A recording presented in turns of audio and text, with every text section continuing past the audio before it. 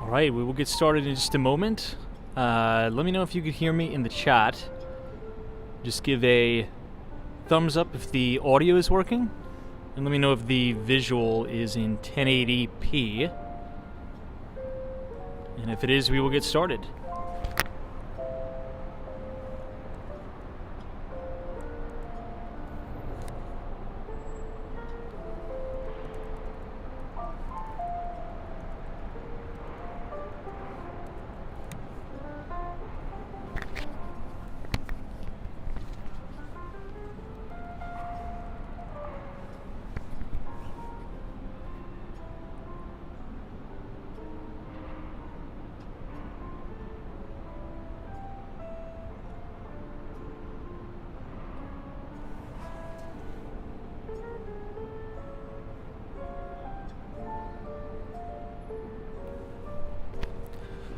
All right, we are good to go. Well, welcome back, everybody, to Walks and Wall Street. Today is November 25th, 2023. It's about 9:24 p.m. Eastern Time here in New York. Tonight, we are going to be headed downtown towards 34th Street, Herald Square. Just a few quick announcements before we get started. Obviously, yesterday was Black Friday, so we got some preliminary numbers as it relates to sales data. So Black Friday was almost a record. Actually, it was a record, an all-time record high for online sales. So Black Friday was a hit online, reaching a record $9.8 billion in the U.S. That's about a 7.5% increase year over year. Now, it was projected that online sales were going to be about $9.6 billion. They've beat analysts' expectations, coming in at $9.8 billion, which is really wild. Now, we'll probably get some in-store sales data out here shortly, particularly as we head into the week. This creepy security guard has been just circling me. Anyway, but I think it's an interesting juxtaposition, right? If you think about it, because everybody, if you turn on the mainstream financial channels, and even if you just talk to your friends and family, it seems as if everybody is super pessimistic, right, on retail sales and just the economy in general. But then on Black Friday, we have an all-time record high. We set all-time record highs for consumer spending, right, for retail sales, which is kind of incredible. And that's just only the online portion of the data. That's not in-store sales. Which is crazy. So $9.6 billion in sales. Wild. As I've said, obviously, as we head throughout next week, we'll probably get more data, coming out for in-store sales. Last thing to say before we get started here, go ahead and check your email if you haven't already. Just a quick reminder that every other Thursday is when we send out our free financial newsletter, the Behind the Street newsletter. Obviously, we could not send that out on Thursday because it was Thanksgiving. So hopefully everybody had a wonderful Thanksgiving with you, your families, your friends, and the like. But yesterday on Friday, we sent out the newsletter to everybody. And if you scroll all the way to the bottom of the newsletter, we did a tour of an amazing penthouse. Penthouse 8A at 75 First Avenue. So if you want to check that out, go ahead and type !news in the chat, NEWS, or you can go ahead and scan the QR code on your screen. And I've just recorded the audio version of the podcast. So if you don't want to read the newsletter, if you go back to your email and go to the Substack application, you could actually listen to it, and that is narrated by my voice. But yeah, let's not have any distractions tonight. Let's head all the way down. Let's see how far into Lower Manhattan we can get tonight. We've been spending a lot of time around Midtown, Billionaires Row kind of area, just because I've been working a lot, working late. So let's see how far down we can get. Let's try to go all the way to Koreatown, maybe even past Madison Square Park. And if we're lucky, who knows? Maybe we'll end up at the World Trade Center. So I'm going to go ahead and close up the laptop, I'll say hello to everybody in the chat, and then we will get started. But once again, if you want to see that exclusive penthouse tour of 8A, 75 First Avenue, it's an amazing, amazing penthouse. You can check it out by scanning the QR code or clicking the link that the Nightbot dropped. It should say walkswallstreet.substack. And let me know what you guys think. So I'll go ahead and close up the laptop and we will get started.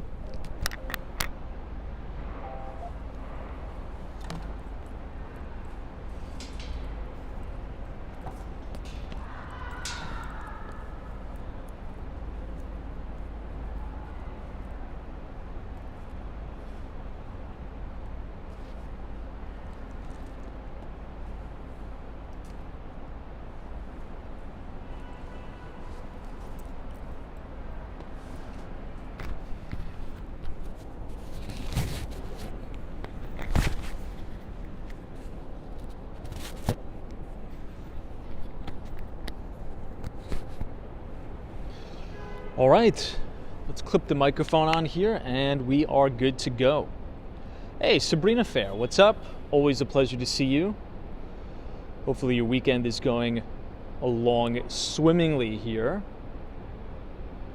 Let me just X this out.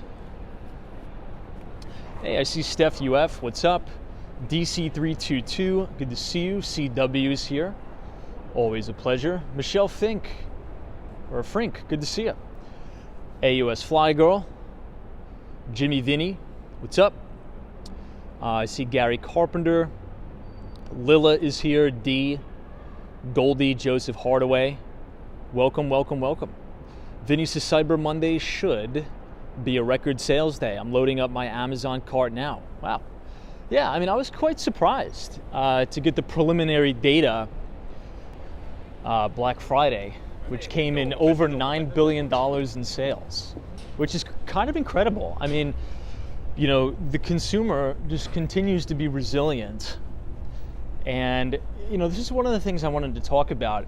And I really think I think the American people are kind of skewed to think a certain way because of what they're fed. And I really believe that, right? I don't have TikTok. I would never download that application in a million years.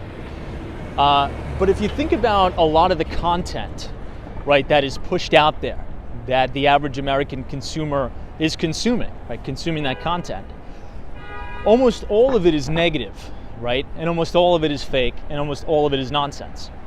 So there's been some studies that have came out and said that even though, you know, many Americans are making more than they've ever made, the economy is doing better, right, relatively for the environment we're in, right, a higher interest rate environment. Many people would expect the economy to be doing a lot better. It still doesn't seem as if that there's a lot of people that are happy about it. And I think that just all has to do with what you consume on a day-to-day basis. It's kind of like brainwashing, right? If you watch these TikTok videos or these YouTube channels that are just constantly peddling fear.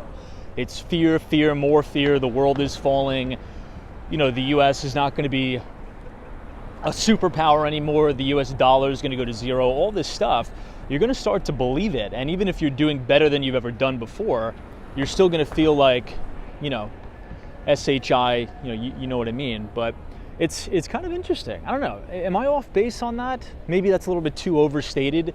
But I think generally speaking, you know, what you focus on will expand. And if you're just constantly, you know, filtering your mind with negativity and fear, I think that's probably how you're going to view life and reflect on things. It's kind of weird.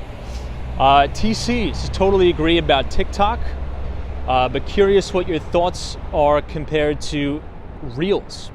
Seems like they are similar and equally bad. Well, I don't know about that. I think I'm just maybe making a more general statement.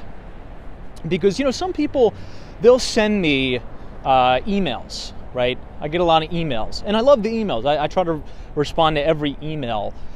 But obviously, since this is a financial channel, right, we walk around the city, talk about the financial markets, people send me emails wanting to get my take or opinion on things. Real quick, this is Jeffrey's This is one of my favorite buildings in all New York City. It's such a unique building. This is a major investment bank here. Yeah, but a lot of people will send me these short form videos, like these TikToks, sometimes reels they'll send me, and I promise you, there's maybe one guy that sends me positive stuff, and not just like perma bull stuff, but like data or research that's, you could say, that would have a bullish narrative. Almost everything that I get, right, with very, very few exceptions, is all like the most outlandish, I would say, bearish thesis. That includes the following. I'll give you my top 3 that I get all the time. Number 1 is that the United States is not going to be a superpower anymore, right? We're going to fall from the top 3 in the world economy. Number 2, and this is probably competing for number 1, that I always get drilled with, is that the US dollar is going to zero and it's not going to be a world reserve currency anymore, and that BRICS is going to take over and is going to be the number 1. Which, I mean, if you just do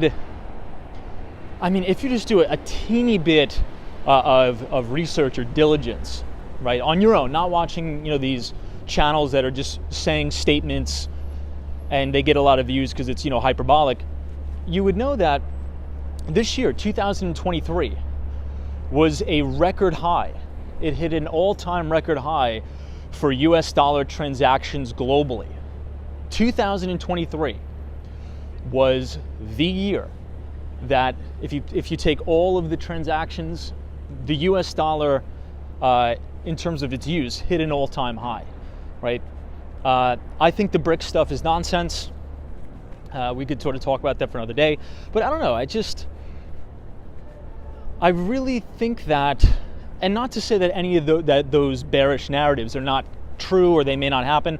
That's not the point. I'm just saying, with a lot of the data that we see coming out, with the American consumer being relatively resilient and the like, I don't know. It seems like maybe it's more of a psychological thing. I'll try to read some of the comments and see what you guys are thinking. Hey, FredX, what's up? Long time no see. God bless you, FredX. And hopefully you had a wonderful Thanksgiving with you and your family. Good to see you. Justin B says, I think that all these news financing apps are to help, makes it easier for some people to buy more or something, normally out of their price range. I'm not too sure what that means. Are you talking about like financing app? What do you mean? Like a firm, things like that?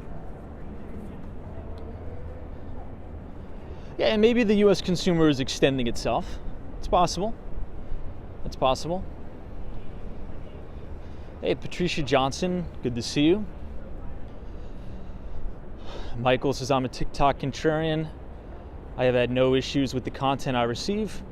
The underlying issues start with the underlying content they choose to engage in. That's true too.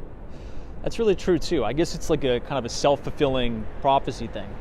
Pam B says, I'm glad to see that Black Friday was good in other areas across the nation. They weren't that great in Nebraska, from what social media has been saying. Maybe. I'll have to check on that. Now, maybe I'm being a little bit too harsh on TikTok. I should just say the media in general, right? Even if you just do an audit, and I may do a research piece on this for fun, about if you look at the articles, right, that have the highest amount of viewership, if you look at, the financial kind of videos, right, standalone videos that have the highest viewership, almost all of them fall in either extreme of the spectrum. It's either, everything's going to crash. It's going to be the biggest crash since, 2008. Prepare yourself right now, buy, MREs and, dry food. And people will send me these videos and I'm like, oh my gosh, this video has like 1 million views. And it's this guy just, in his shed saying that, the world's going to come crashing down. It's going to be the worst crisis in human history, and that everybody should, buy these prepared meals ready to eat, kind of like those military things, like the MREs. Or it's just the complete other end of the spectrum. This is gorgeous, by the way. We were here yesterday. Or it's the other end of the spectrum where it's just, this one particular security or stock is going to be, the next big thing. And I think that just has to do with good copywriting, right? What is a person more likely to click on? This particular stock is going to go up 3,000%, or hey, I've built this DCF model, and this company is, on a similar growth trajectory to this one, and it could have outperformance in a few years. Probably the majority of people are going to click on the one that's either saying this one's going to go to $1 trillion or everything's going to crash. I don't know. It's just kind of interesting how human psychology works. It's kind of cool.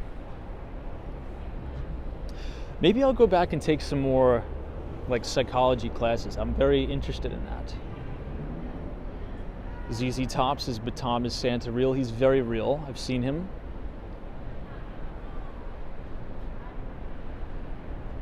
Dog Food says, hey Tom, what do you know about the 2008 credit crash? What do you know about it? What do you know about it, sir?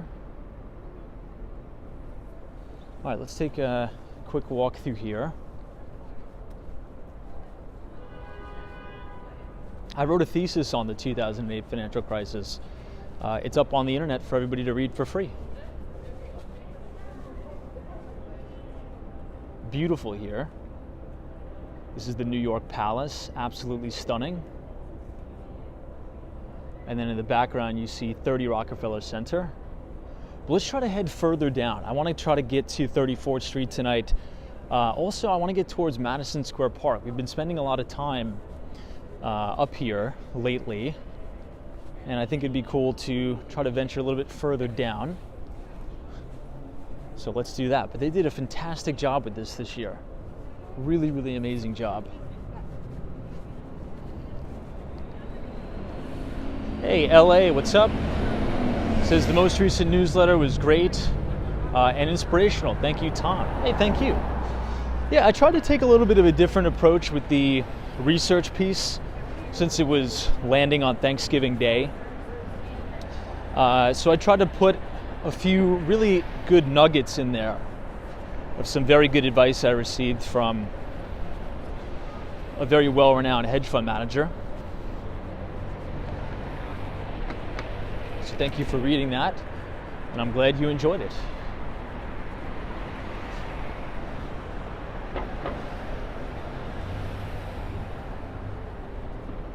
Hey, Tim is here. What's up, Tim? Good to see you. Maybe we'll quickly pop by 270 Park just to check in on the construction. Maybe I'll go around the other way. But it's actually quite a nice night in New York City today. Yesterday was freezing. It was so cold yesterday. But today's actually pretty nice. It feels like a very, basic fall day in the city. Picture perfect day. Beautiful. Hey, Jeff in Southern Tier, New York. Good to see you. Thank you, Jeff. Always a pleasure to have you here.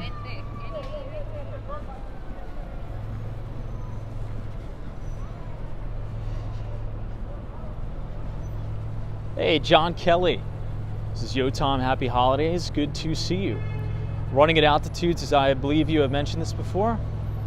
But where can we find the newsletter? It should be in the link in the description. Should be. Or if you type !news, the Nightbot should drop the link to our Substack. But yeah, you could find it there. And you can even read all of our archived research. So it's all up there. It will remain up there. It's just we had a little bit of a hiccup a few months ago because Elon Musk closed down the company, Review. So when Elon Musk, that whole debacle, when he bought Twitter, now a lot of people like that he bought Twitter. A lot of people think Twitter's, went downhill when he bought it. I respect both opinions. It definitely wasn't a smooth transition. But he closed down that company that Twitter initially bought. And it was kind of like a newsletter platform called Review. And he fired everybody and closed it down. So I had to migrate it over to a different platform called Substack. So it's up now, and you can read all of our archived writing there. I don't know, what would you guys say? I think that'll be an interesting survey. Do you think Twitter has improved since Elon Musk took over? Or do you think it's gotten significantly worse? Or no change? I don't know, I'd say it's gotten better, but there has been some promises that Musk was saying, I would say some features that were promised that they've just never materialized, at least not yet.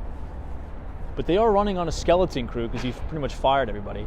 I know Ali BHG says I can't call it X either. I can't. I really, really can't. I don't think that name is ever going to catch on.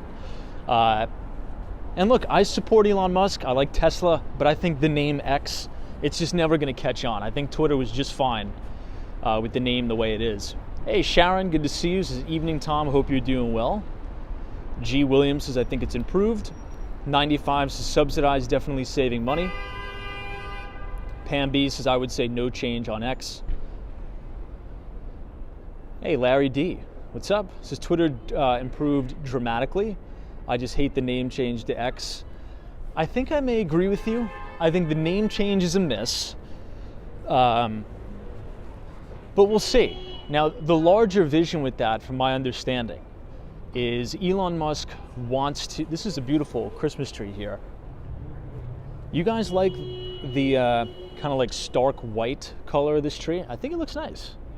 I think it's a very acquired taste though, maybe, but it looks good. Now, from my understanding, the vision for X, according to Elon Musk, is he wants to make it like a WeChat application. So your one-stop shop for banking, fintech, news, social media, medium, communications.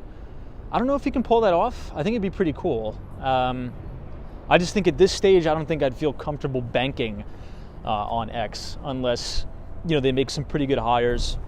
They'd have to hire like an executive from a very reputable fintech company, probably like a Fiserv. I'm not sure if anybody's familiar with that. If they'd headhunt, some really good executives from the fintech world, I think it could be pretty. I think they can have a good go at it. I don't know. All right, here's another shot of the Christmas tree. Deborah says X is losing $75 million in ad revenue by the end of the year. The last I heard, and I think that may be correct. I think, Deborah, you may be right. Because remember, when Elon took over, right, from my understanding, a lot of advertisers pulled out, right? So a lot of companies stopped advertising with X, Twitter, whatever. Then some of the advertisers came back. He fired a lot of people to cut costs. And he did say that by this time next year, so 2024 December, that they would be break even or cash flow positive. But not to get too political, there's been another kind of political stir, and advertisers are yet again pulling some of the advertising dollars away from X. And I think that just happened quite literally recently, like a day ago or two. Pastry section says, I think the X is just a marketing gimmick. Maybe like a rebrand. I mean, I didn't think Twitter was a bad brand. I thought Twitter was a good brand. I just think it was, a poorly run organization, but I always enjoyed it. Now, I will say this, and I've said this before, and we've actually had good conversations about this. If you do some research on the ROI, so the return on investment of advertising spend for small businesses and enterprises on every single social media platform, the number one most lucrative place to advertise is on Meta, right?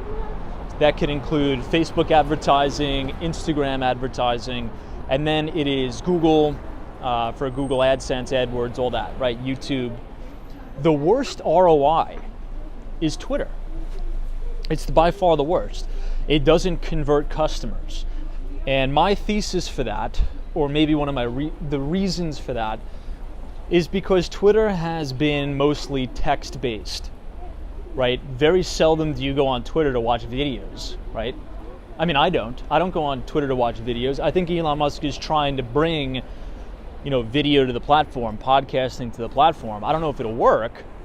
I've tried to upload videos on Twitter or X, but it's just the quality is not good. It doesn't upload in 1080. It uploads, I think, in 1080p when I want to upload a 4K video. But if you think about the common characteristic of all those platforms that have a good return on investment for customers, ad spend, it's visual content. It's either photos, right, or videos. And I think that's why a lot of businesses crush it on Facebook advertising, TikTok advertising, and even YouTube advertisements is a very, very high and lucrative ROI.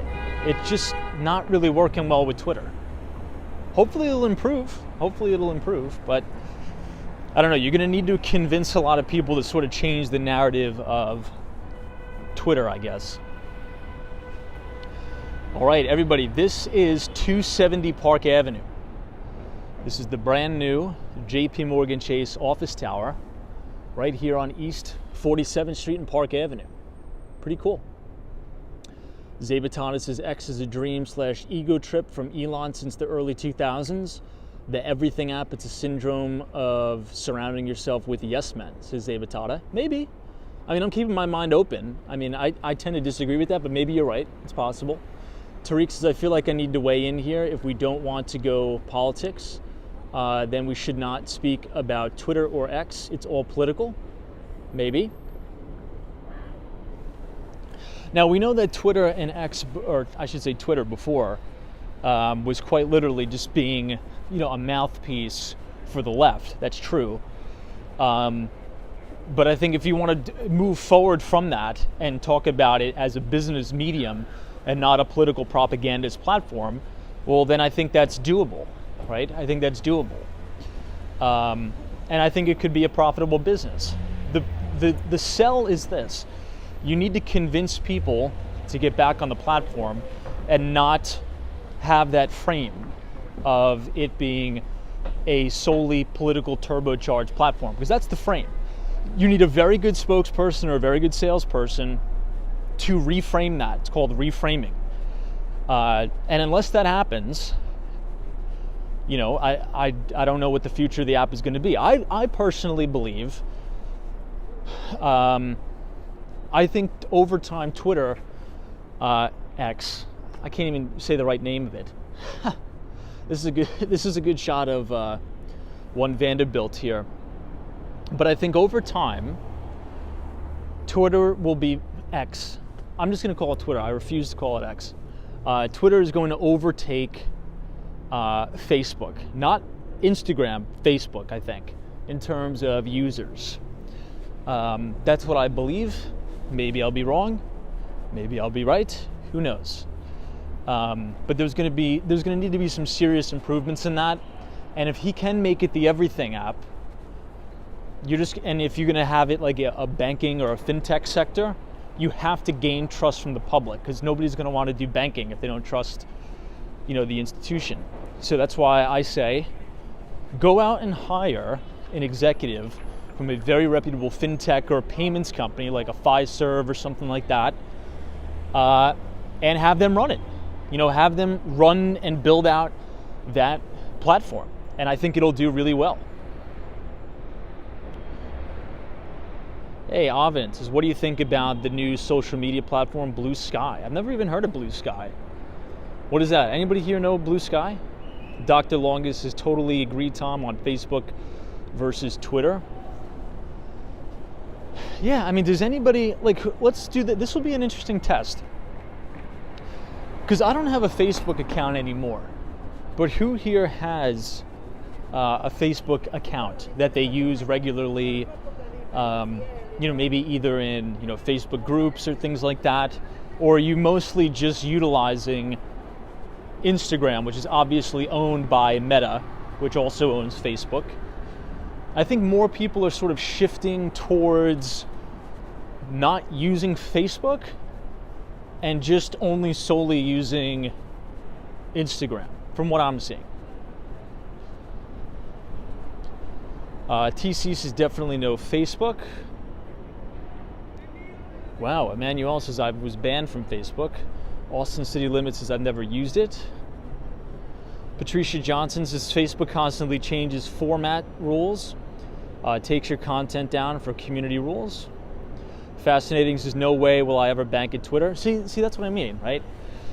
You gotta have trust in people if you're gonna have a successful banking platform. And in order to do that, because you've essentially, regardless of what side of the political aisle you're on, right? If you're for Elon or you're against him, I tend to be for him, right? I tend to be more conservative in nature. But as a businessman, right, if I was called into a meeting with Elon Musk and he said, Tom, how are we going to build out, this fintech or banking arm? Well, I'd say, well, first, you need to reframe the company away from a political narrative and have the reframe be the everything app for social content, for business, and you have to somehow figure out a way to remove the political narrative, or else you're going to lose 50% of your customer base right off the bat because they don't trust you and they equate Elon Musk with the Republicans or something, right? I'm just giving an example. So if that can be done, it can be a very, very successful app. Oh, Lance, you went to Delmonico's? Nice. I thought Delmonico's closed down for a time, didn't they? Well, let me read this.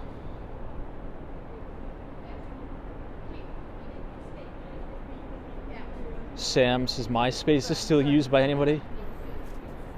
I think MySpace is still a thing, but I don't think anybody uses it. Tariq Khan says, Tom, I deleted my Facebook in 2008 and I never looked back. Jen Zen says, I use Facebook only to keep up with my friends and family. Mariam says, I have a Facebook account to keep in touch with friends and family. So a lot of people are seemingly using it for the same thing. Now, some of my friends use it for community, moms groups. I don't know if I'm making any sense, but one of my friends is a new mother, right? And she uses it for moms community groups to keep in touch on things and share other stuff. I don't know.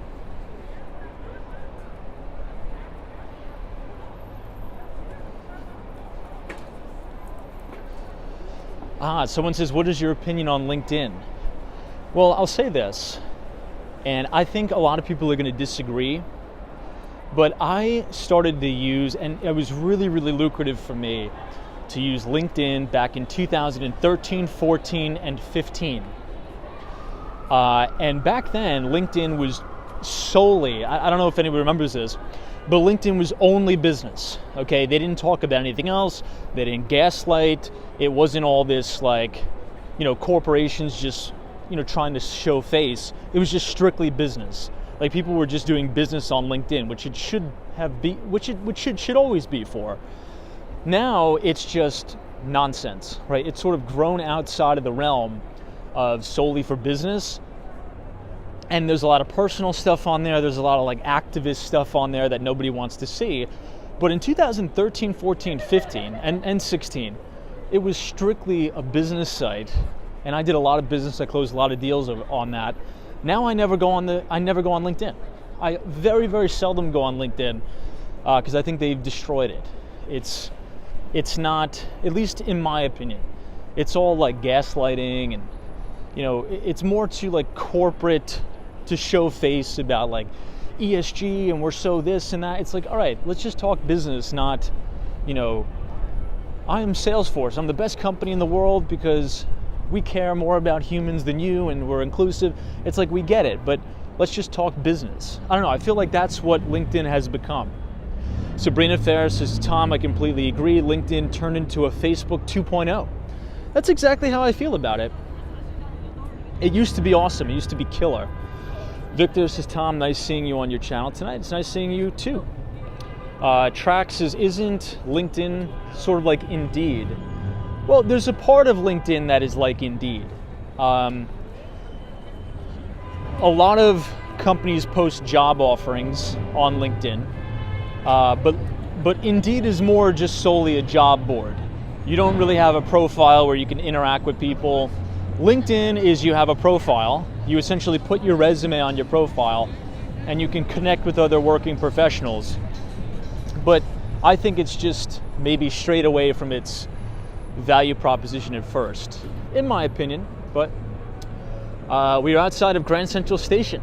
This is a beautiful shot of the Chrysler Building here. Beautiful view.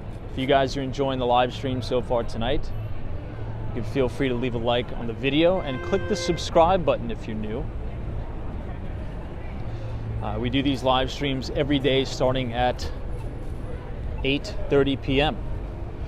Gary says, I retired and found an awesome job on Indeed in August. Very cool. Awesome. Kiki V says, the city looks quite quiet tonight. It's probably actually quite busy, but we've just been kind of doing a detour walking down Park Avenue, which is very dead on the weekends. Usually all the busy areas are 42nd Street, near Bryant Park, 6th Avenue, Avenue of the Americas. But most parts of Manhattan are actually kind of dead, you know, late at night, particularly. Hey, Carl Ross, Tom, Facebook will never be trusted because they send people to jail for what they were saying. Oh, let's get away from that. This is Pershing Square.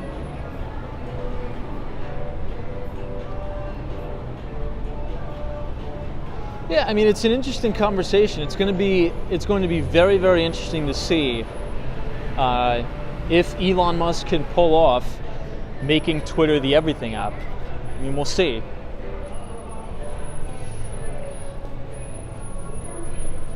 I'm curious as to if the company will ever go public again. And if so, at what valuation? All right, so this is Park Avenue, right outside of Pershing Square. We're standing right under the beautiful One Vanderbilt building.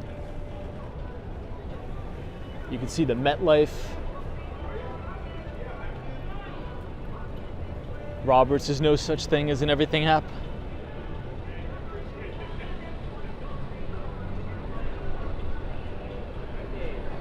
Fahim's surprised a more business-oriented version of Discord hasn't emerged yet. Well, if I could guess, if somebody said, what do you think is a more business-oriented version of Discord? I would probably say Slack.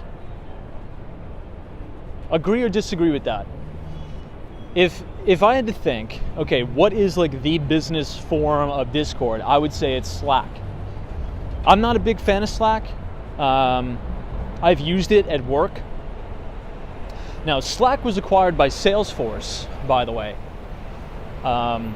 So Slack used to be publicly traded under the ticker symbol WORK. And I remember this because it was funny. There's an Australian software company called Atlassian. I'm sure many of you actually use Atlassian software during your day-to-day activities at work with their Jira and Confluence products. But there was a rumor circulating at the time that Atlassian was going to acquire Slack. And the ticker symbol for Atlassian is Team, T-E-A-M. So Team was going to acquire Work. I thought that was kind of funny. But yeah, Mark Benioff, Salesforce, ticker symbol CRM, they acquired Slack. But anyone here use Slack?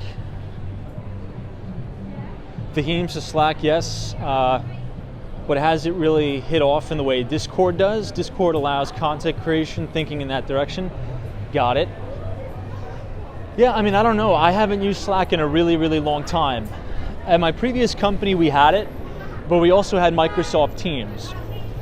Because my company went through a merger, and during the merger, there was so much duplicity in the software stacks we had.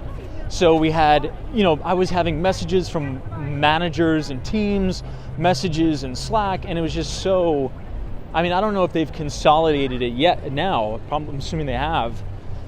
But it was ridiculous. At one point, we were using Salesforce. A part of the company was using HubSpot. I'm not sure if anybody's heard of that company. HubSpot is also publicly traded under the ticker symbol HUBS. Then we were also using a very, very small CRM called Zoho. Anybody have ever used Zoho? It's not publicly traded, but it's kind of like a more entry-level Salesforce. A lot less things you could do, a lot less integrations with other softwares, but RCM says, Tom, we use Microsoft Teams at work. Nate Webb says, Slack is also a good tech support system for product support. Allie says, I have heard of HubSpot. Brad's Brain says, Teams is phenomenal in my opinion. Yeah, I've never really had any issue with Teams. Jonathan says, we use Microsoft Teams at my job. Ethan R says, I use Zoho for appraisals CRM. Yeah, Zoho was good. Now, there's another CRM that I think just got acquired by Zillow. I think I'm going to need you guys' help on this. Could you Google this? There's a CRM called FUB, F-U-B. It stands for Follow Up Boss. Now, this is going to kill me all night. Could somebody Google who acquired Follow Up Boss? I think it was Zillow, right? Patricia Johnson says Zoom. No, I think it was Zillow. It was one of the real estate companies.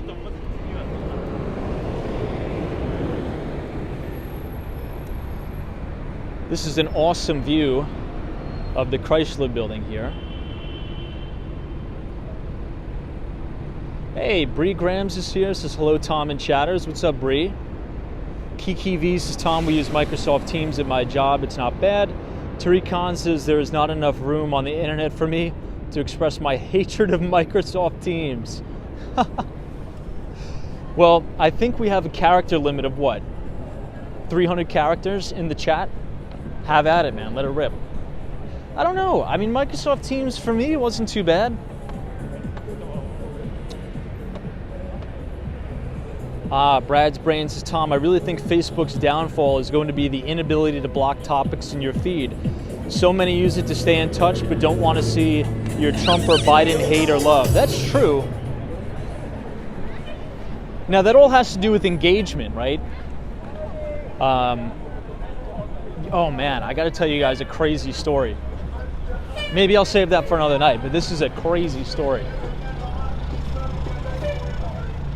All right, this is the Steven Schwartzman building here.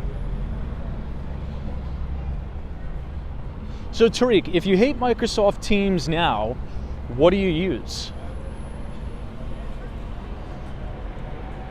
Marcy says, I just Googled it. Follow Up Boss was acquired by Zillow. The agreement was announced November 1st. I wonder if it was an all-cash deal or stock and cash.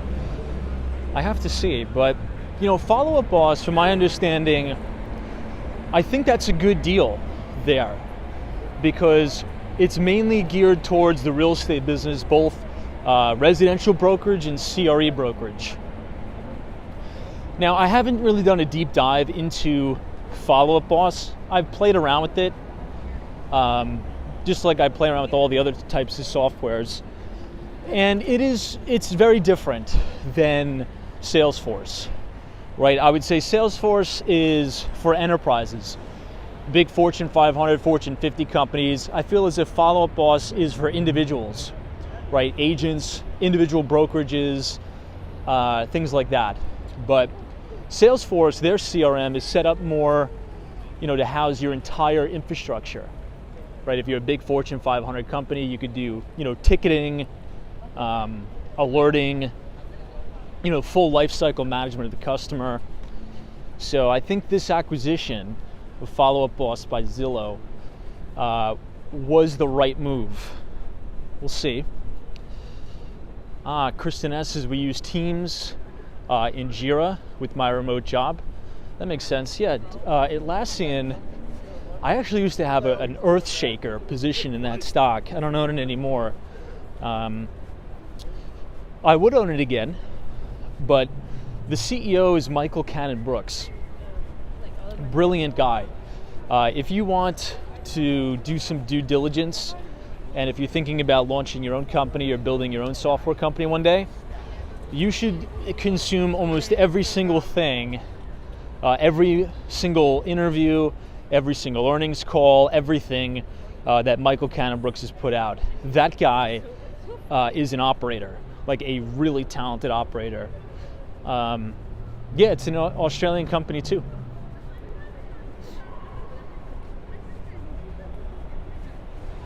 I think this is HSBC.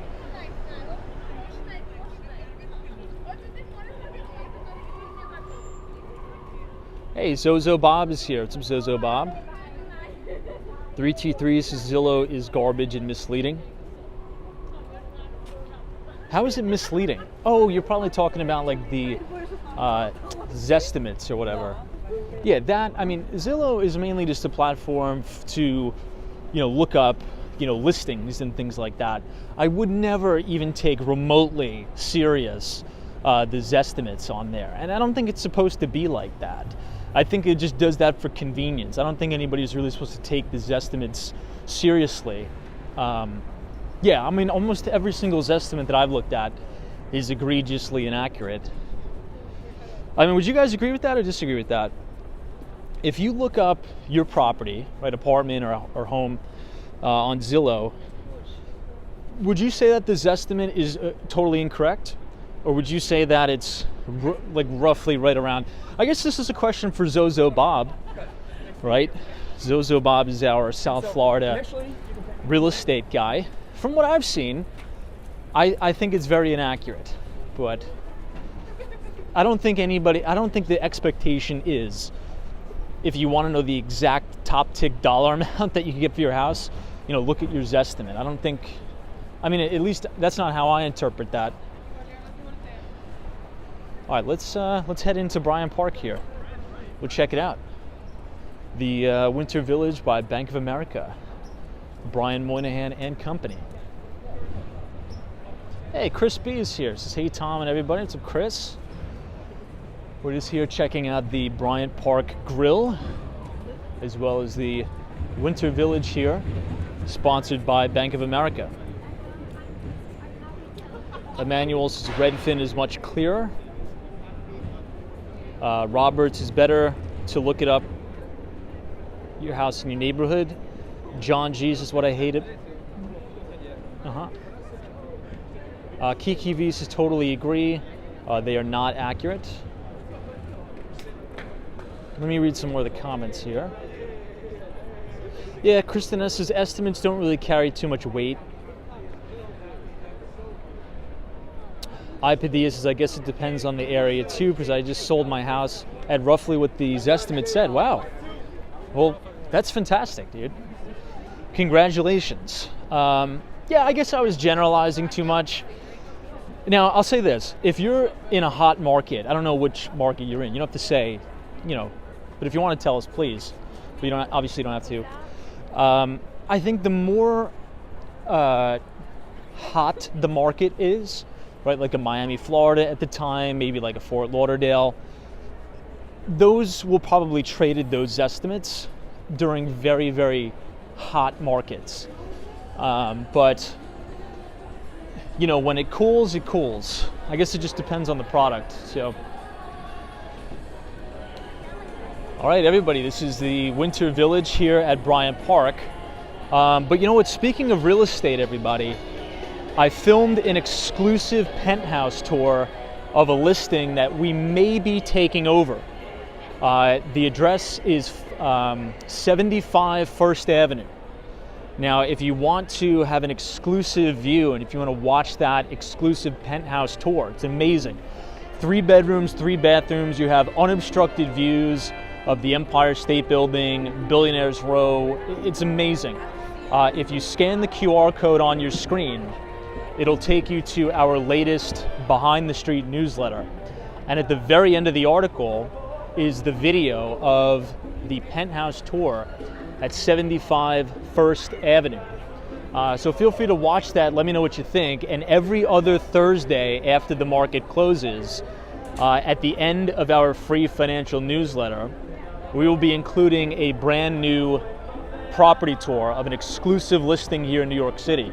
So if you want to be a part of that, feel free to scan the QR code and punch in your email, and every other Thursday you will receive that property tour. Seems like there's a lot of people ice skating tonight too. Wow, so many people ice skating.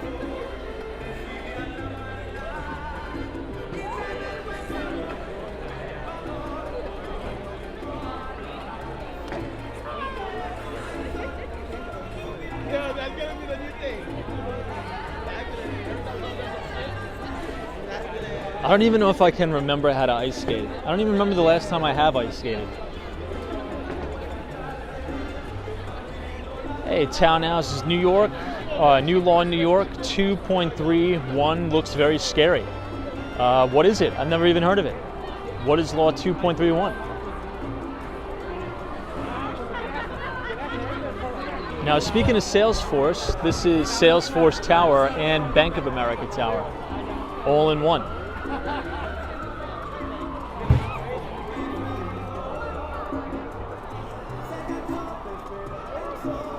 You know, I actually really like the Christmas tree here at Bryant Park this year. I think it looks really beautiful.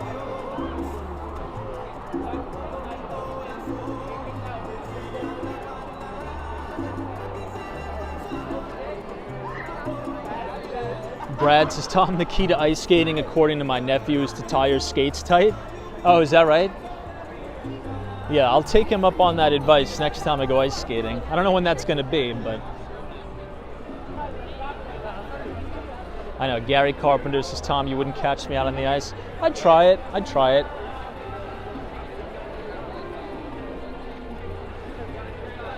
I don't know if you guys knew this, but back in my heyday, I actually used to play hockey. I don't know if you guys knew that or not. When I was very, very young, very little. Not good at it at all. Horrible, horrible, horrible hockey player. Like, laughably bad.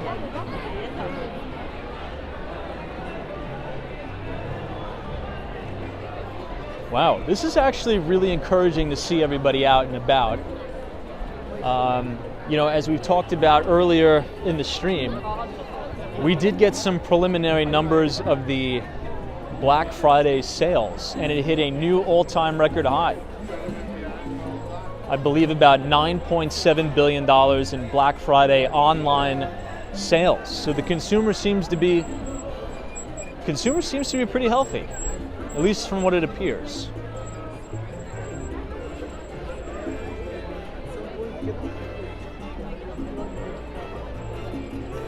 Wow, Brad says my nephew is in his sophomore year as an Oklahoma Sooners hockey player. Dude, that's awesome.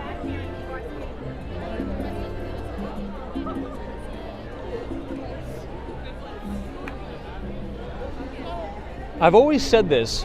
I think if you had to say the top 2 sports where you need to be the most in shape, I think number 1, I think hockey players need to be the most in shape.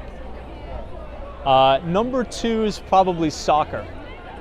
And I think hockey beats out soccer just because, you know, soccer players aren't, you know, body checking each other up against the boards. But, you know, when I played soccer, I used to do sometimes 14 miles in a game if I started and played both the first and the second half as a center midfielder. I would sometimes clock just about 14 miles in a game.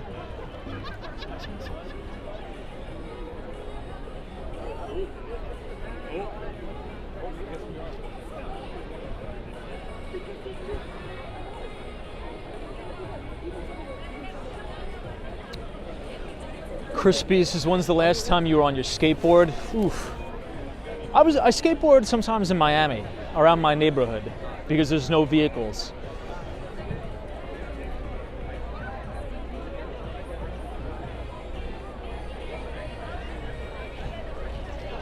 You know, let's do a quick walking tour on this side. I never really take you guys to this side of Bryant Park.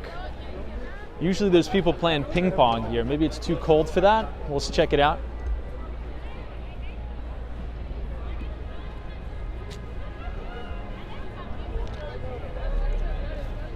I'm surprised that all these little shops are closed. I feel as if they're missing out on a lot of business. They should have just stayed open, right? I mean, there's tons of people in the park, but it seems like half the little shed stations here are closed, but there's so many people in the park.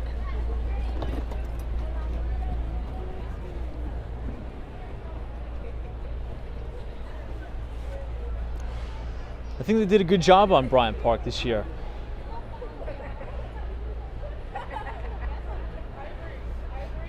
Oh, that's true. Brad says, I've always said soccer players are the most in shape. The next I would say hockey and basketball. That's true. I mean, there's not too much physicality in soccer, though. That's why I'd say that. Now, there's some. Now, when I mean physicality, it's like opposing teams. Now, there's slide tackling and all that stuff, but it's not like I'm in danger of, you know, at all times getting some serious concussion, like in football or, you know, hockey. But football, the players don't even really run around too much, only like the wide receivers. But in soccer, it's just almost go, go, go all the time. I guess you could think about hockey as a mix between American football and soccer, right? Because you have the physicality of American football and the endurance and just the non-stop of soccer. And then throw in, you got to be on ice skates.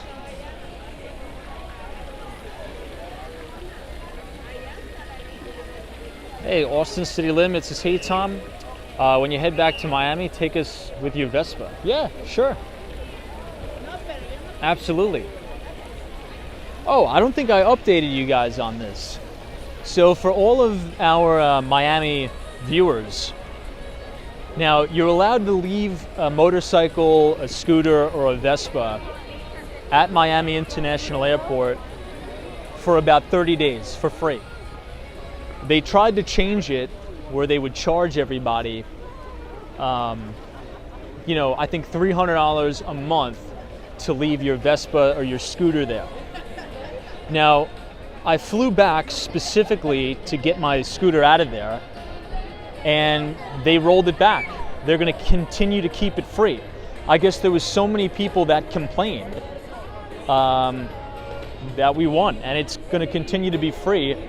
So if you want to ride a motorcycle to the airport and leave it there for a month, you could do that absolutely free, which is awesome, which is great.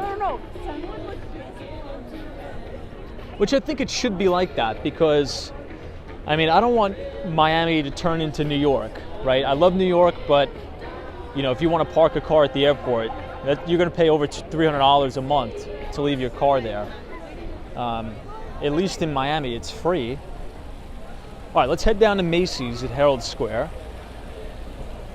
If you guys are enjoying the live stream so far tonight, feel free to leave a like on the video and click the subscribe button if you're new. We do these live streams every day starting at 8:30.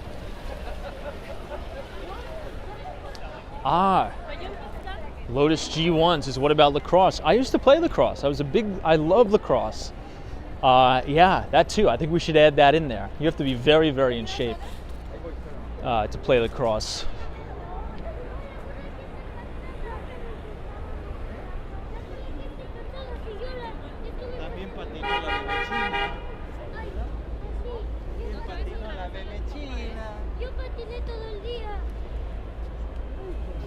Lots of traffic going up 6th Avenue.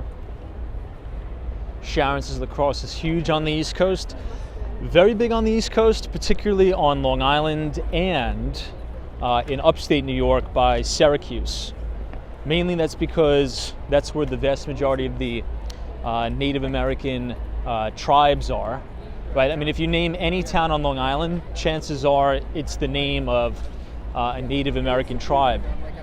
For example, Massapequa, where I'm from, that is a name of a Native American tribe, Massapequa. If you think about upstate New York, where they have some of the best lacrosse, Syracuse, New York, I think they have one of the best lacrosse teams in the country. They are in Onondaga County, and I think that was the Onondaga tribe near Onondaga Lake. So I think there's a lot of Indian, Native American reservations up there. So, and that's, you know, really how lacrosse, that's who invented lacrosse. So, yeah, lacrosse is a great game. I love it. Hey, Estelle says, I loved watching Syracuse lacrosse when I lived there. Yeah, so they play in the Carrier Dome, is that right? Now, I went to a soccer camp up there, like when I was doing all of the recruiting for college soccer. And we had some practices in the Carrier Dome, but the soccer team actually practices outside. I forget what the thing was, but it's a stadium outside. It's very nice, but we also had a little to do inside as well, which was cool. Yeah, it's a good time up there. You know, it's funny. What's that other school? How am I blanking on this? What the heck? Come on, it's leaving me. Lemoyne College. I'm not sure if anybody's familiar with that, but that's, I think, a Division II college, very close to Syracuse University, and they are very, very big on lacrosse as well, very big. And so is Cornell. You know, that's the Ivy League school up there, but yeah, that's all a really big lacrosse town, too.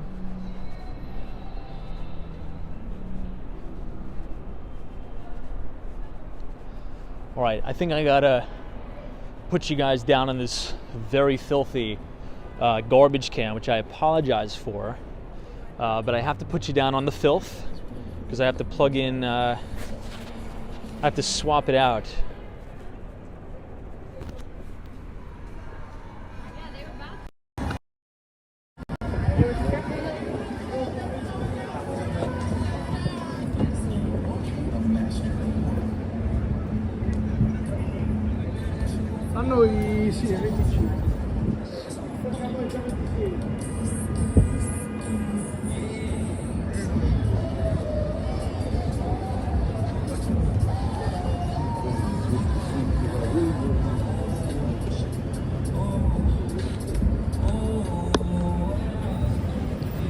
How did you guys hold up?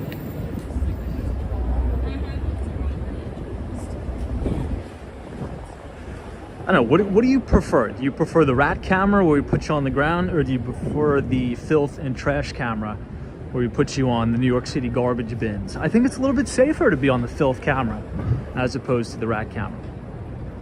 Hey, John Doe is here from Brooklyn. Good to see you. Welcome. Oh, but you know what? Now that we're on the topic of sports, you know what was a very good time that I recommend to anybody? When I went to visit my brother at Cornell, this is way back in the day, he got us tickets to a Cornell hockey game. That was fun. That was exciting. And I forget the name of the stadium they played in, but it's right on campus, and oh my God, is it packed. It seems like everybody from the campus goes there. That was awesome. That was a very fun time. So college hockey, fantastic. If you can go, do it. It's worth the money. It's very, very fun.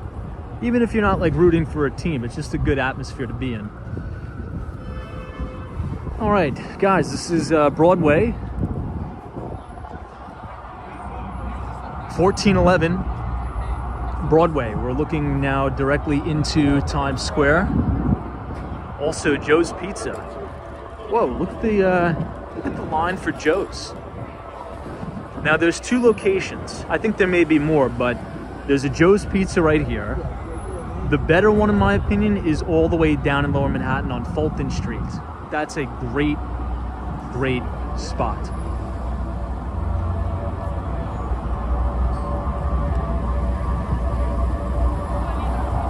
Hey, Steve Buffalo says, hey Tom, such a great trip for New York City, to New York City for Thanksgiving. Steve, I wish you could have stayed the entire weekend. But yeah, I mean, you couldn't have asked for better weather to be in New York City for Thanksgiving. For the Macy's Thanksgiving Day Parade, it was, I mean, I think this was the best weather we've ever had. 55 degrees, bright sunshine, no wind. There was zero wind on Thanksgiving Day, which was awesome. So, now the day before Thanksgiving, we had a crazy rainstorm. And I'm kind of glad we had that because, you know, it kind of moved out of here before Thanksgiving Day. Hope everybody's all right. FDNY's trying to get through. Nobody's moving. The Wizards. Tom, I picture you as a right winger. Am I right? I played center midfielder. I played center mid as in my college days. But I did play out on the wing. Now, my freshman year, they actually put me as a left back. And I never played defense at all throughout my high school days. But, you know, that's where we had a spot on the team. And when I was a freshman in college, we had 2 juniors and 2 seniors competing for the center mid spot. And I was never going to get that as a freshman. So I actually played a lot of left back in college.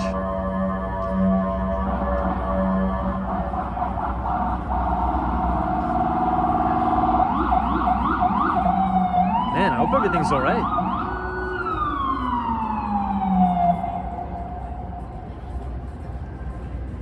Oh, no way. The Wizards is right fullback. I was a brute. Very nice. Yeah, you know, I was thinking about making like just a fun team and to play at, what's it called now? I'm blanking on the name. I want to say Chelsea Piers, but I think I'm right. Is that right, everybody? Chelsea Piers has really nice soccer fields. I was thinking about just making like a team and enrolling in a league. I think that'd be fun to do.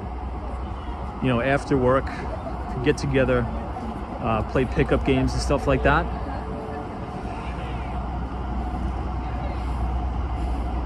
Hey, Lotus G1 says, I am an alumni of Syracuse University, and my mother is an alumni of Lemoyne College. The Carrier Dome has been renamed the JMA Wireless Dome. Are you serious? I did not know that. What is the JMA Wireless Dome? I don't even know. Is that a company, I'm assuming? Wow. Yeah, now Carrier was a very, very big business. And if I'm not mistaken, they didn't have anything to do with General Electric, did they? Carrier. I know Carrier is the big like air conditioning company, HVAC.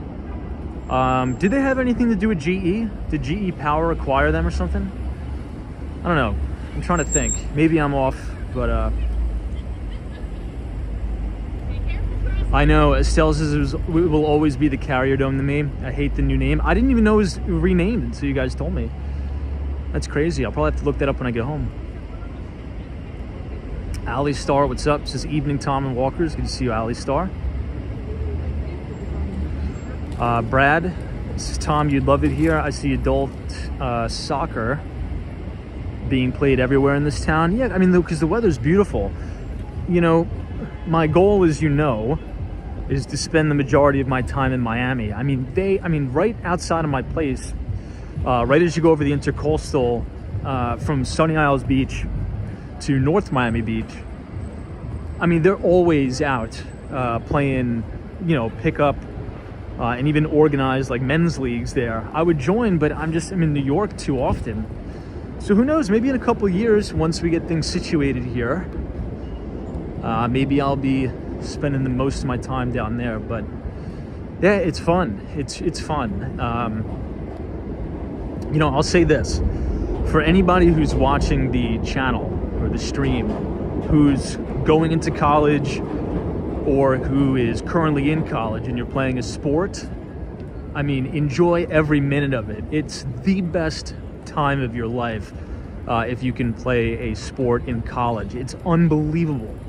It's so fun. It's so fun. So if you can do it, do it. It's 100% worth it. And the people that you play with are pretty much going to be your friends for life. It's an awesome experience. And yeah, I'm so glad I did it. It was awesome. It was amazing. I know, Zozo Bob says, Tom, why not? Miami had the FTX Arena. Ha, yeah. That was such an how embarrassing is that, Zozo Bob? It's like, oh, God. It's like that arena is forever cursed. We might as well bring it back to America. Look at that rat. I don't know if you guys saw that. Might as well bring it back to the American Airlines, right? Isn't that what it was called before? The American Airlines Arena or something like that?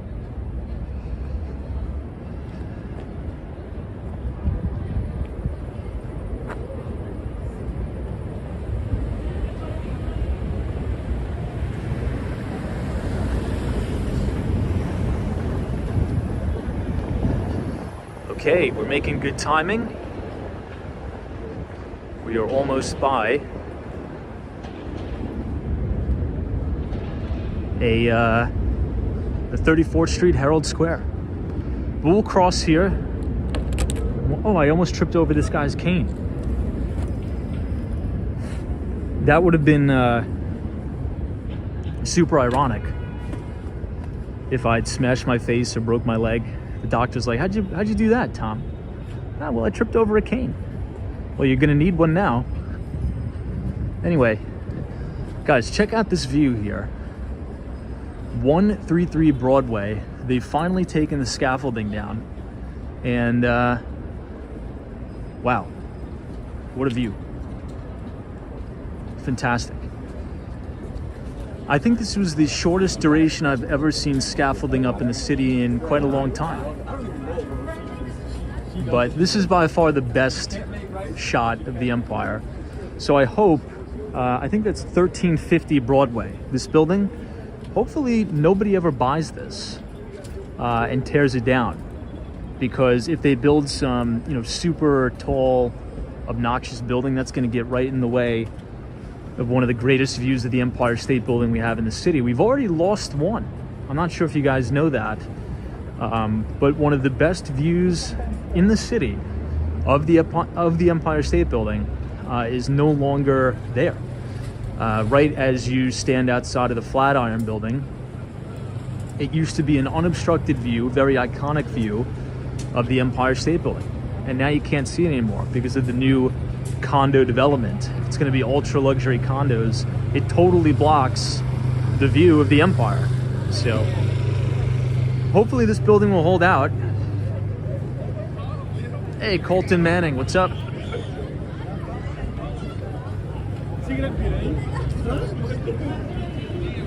Welcome to 34th Street Herald Square.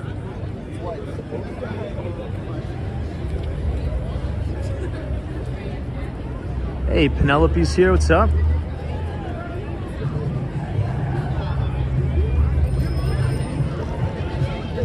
Hey, Love is Kind says, hey Tom, great to catch you tonight. Hope you had a great Thanksgiving.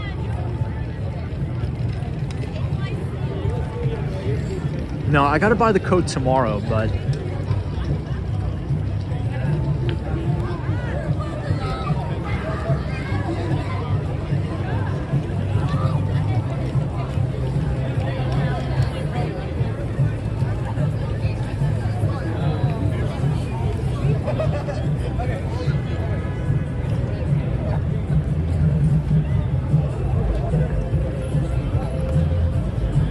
now, for those of you who are new to the live stream, usually Monday through Friday, we walk around the city talking about the financial markets. On Saturdays, we sort of walk around, just kind of hang out, chill. It's sort of our day off. And then Sunday is the Markets a Look Ahead live stream where we go day by day talking about all of the major events coming up the week ahead on Wall Street, from corporate earnings to major financial data, economic data, and the like. So if you want to join us for that, feel free to subscribe to the channel and hit the like button. Let's go around this way and down. We'll check out Koreatown, 32nd Street. I think it looks pretty good.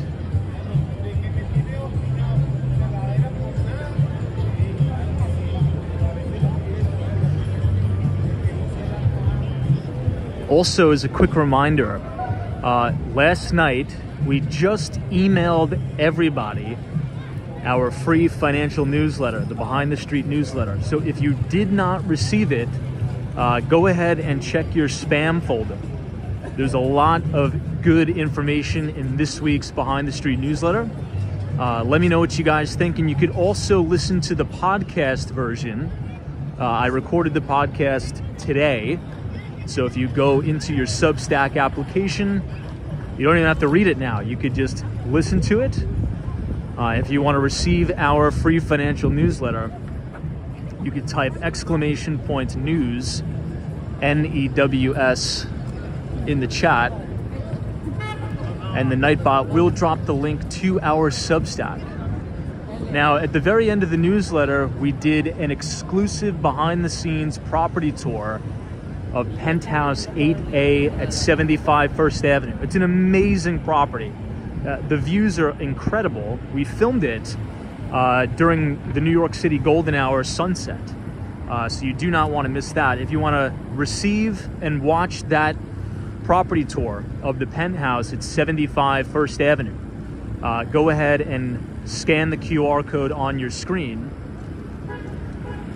and you will be taken to the Behind the Street newsletter. Just scroll all the way down and you can click play, and you'll be able to take a tour of the penthouse at 75 First Avenue. It's incredible. Let me know what you guys think of the property. We may be taking over that listing. Maybe. We'll see. But let me know what you guys think. Let's head to Koreatown now.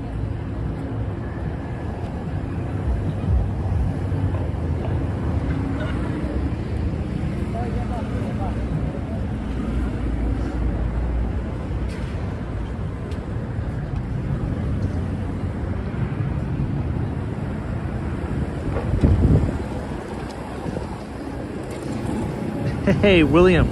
This is Tom. I think the coat was paid for a couple weeks ago. We need to see a demo. I still have to buy it. I'm still wearing my, what's it called? Fall jacket. But tomorrow I'm going to buy it. I promise. I'll be in Red Hook, Brooklyn tomorrow.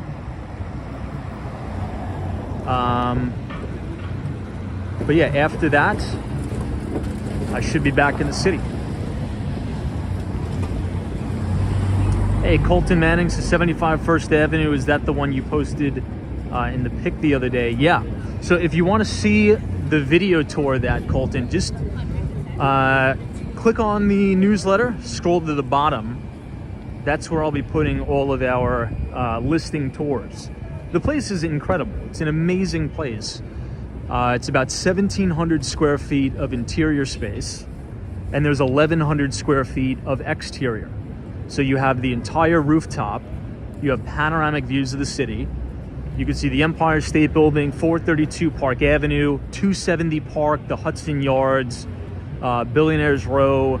The place is incredible. It's an amazing place. Now currently, Ryan Serhant has the listing. But my boss built the building, developed the building. It's an amazing listing. They did a great job staging it. Yeah, I mean, just watch it. Let me know what you think. It's on the market for $5,250,000, which is, I would say, fairly priced for what you get.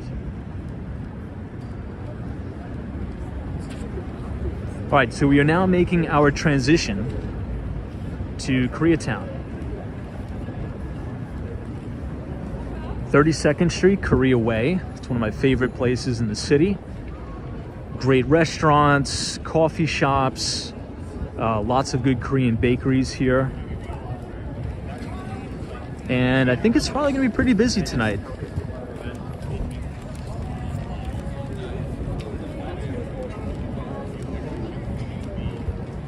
Ooh, Tony says, what are your top 3 neighborhoods to live in Manhattan? Number 1, Central Park South. Number 2, the Upper West Side. And number 3, ooh, that's tough. Top 3 neighborhood, I guess that's a question for everybody. Put in the comments if you could live anywhere in the city and money's not an option, right? Let's say if you had unlimited money. What would be your top 3 neighborhoods? What would be your top 3 neighborhoods? I still think I'd say Central Park South, Upper West Side, and I'd probably say Lower Manhattan. And the reason why I'd say Lower Manhattan is because 130 William is there. And if I had unlimited money, I'd probably buy the 64th floor at 130 William. Oh, I left out Soho. A lot of you guys are saying Soho. I think I may have to revise that to Soho from Lower Manhattan.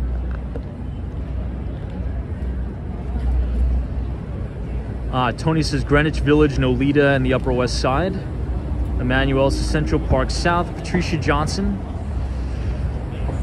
Marcy says Greenwich Village. Greenwich Village is beautiful. Maybe we'll have enough time to go there tonight. Let me see. Maybe we will. Tribeca, T-Wise is Harlem. Penelope says Soho. You know, let's actually do that. Let's go to the Village tonight. We haven't been there in a long time, so might as well head over there.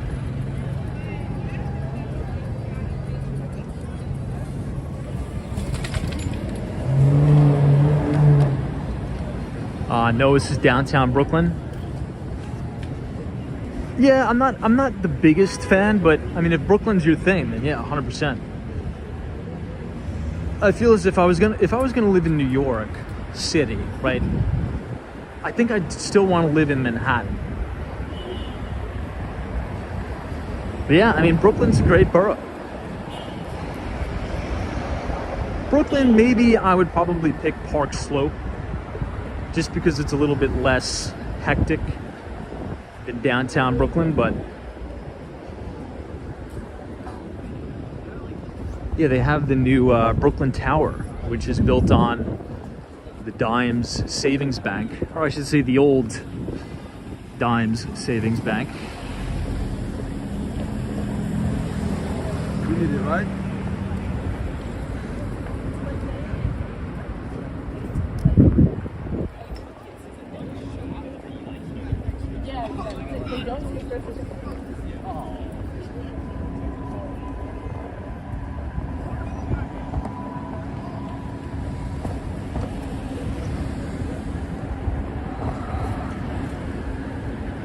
Hey, Edward Adams is at loft near Grand Street with the indoor parking garage.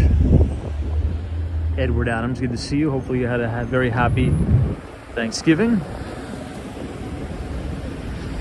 This is West 31st Street. We're about to walk past the PATH train entrance.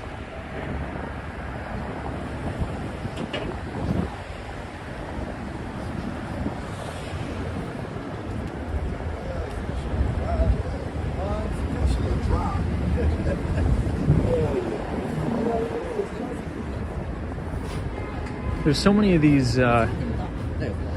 cannabis places popping up.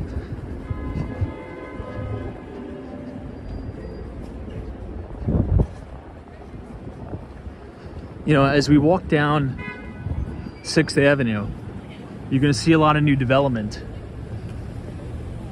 Here's your first example.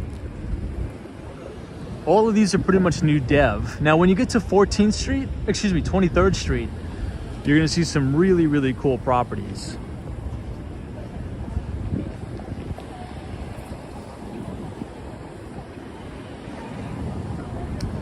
Tony says, Tom, I live on Orchard Street in the Lower East Side. It's growing on me. Dime Square area is great in the summer as well. Love that. Tony, if you're around, You got to check out that place in the East Village. In person, I think is better to see it. It's incredible. 75 First Avenue. It's a cool spot. Now, the location is probably a 6 out of 10.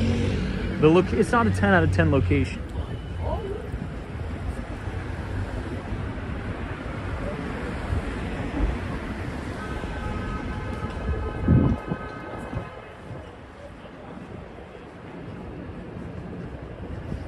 You'll notice now that we're walking south of 34th Street, it kind of gets a little bit quiet in the city, doesn't it? Remember I told you how there's a brand new development that's blocking the view of the Empire State Building? This is that building right there. It's actually going to be topped out here pretty soon. Pretty soon.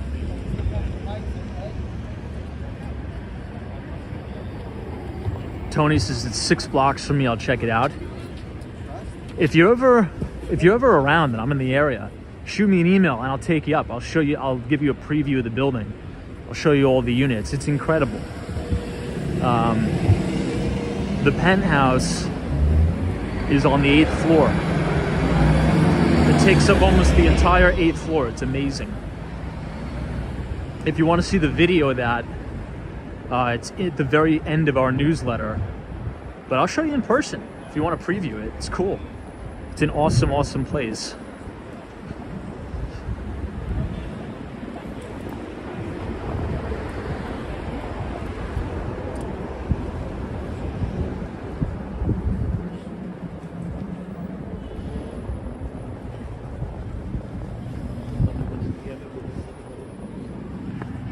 We are now in Nomad.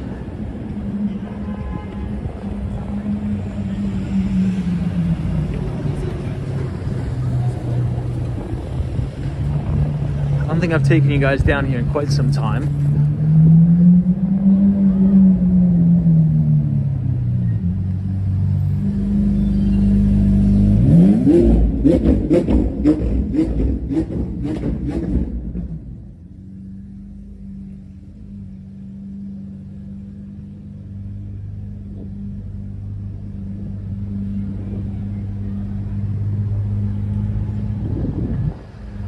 Yeah, we'll head all the way down to the village and maybe we'll even take a quick lap around New York University. Oh, but let's do this. Let's actually cross the street. And I love checking this stuff out every year. They have the Christmas trees being sold on the side of the road. Let's check it out. Now this is a view looking uptown. Hey, Robert Parker says, hey Tom, happy Thanksgiving. Mine is the Upper East Side, Woodside, and then Long Island City. Very nice. Happy Thanksgiving to you too, Robert.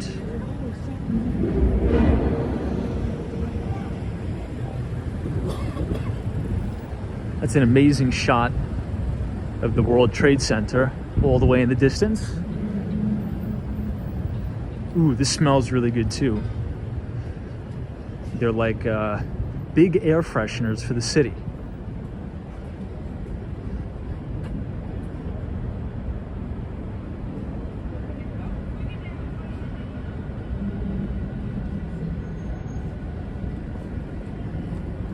Anybody want to guess how much they cost? Any guesses? FredEx is $175.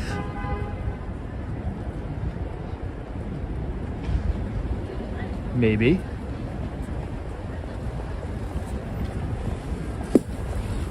Let's see if they have a sign. I think the prices are listed over here. 99 bucks. Well, there's all different sizes. Look at these. These are sort of the miniature ones. They're smaller ones.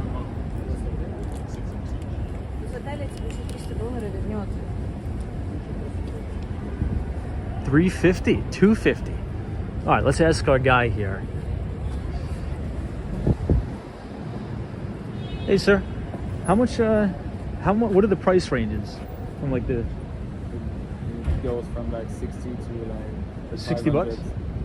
60 to 500 bucks? Yeah. So the bigger ones are 500, right? Yeah, Oh, around cool. that. Awesome. All right, man. Thanks so much. You too.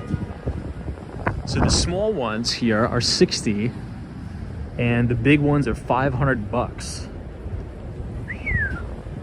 I don't think that's true actually, but we'll take our guy's word for it. I don't think that's true. I've never seen that in my life.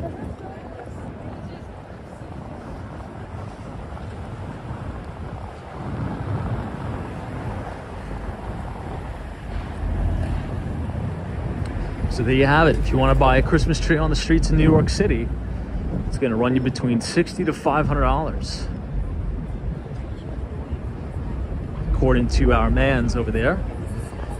Hey, Andy's here. What's up? I know, Hawaii's like 500 bucks. What does it come with presents? Yeah, I think the guy hey. Yes, no, maybe. I think the guy dresses up as Santa Claus and, you know, comes down your chimney on Christmas Eve for the 500. It's like an all-inclusive package.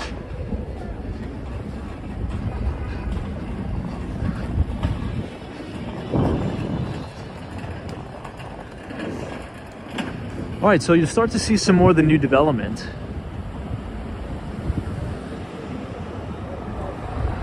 But don't get me wrong, I think they look nice. Look, I mean, for the right Christmas tree, right, if you have like an amazing penthouse in the city, I mean, to have that up, depending on the occasion and who I'm gonna have over, maybe I'd spend 500 bucks.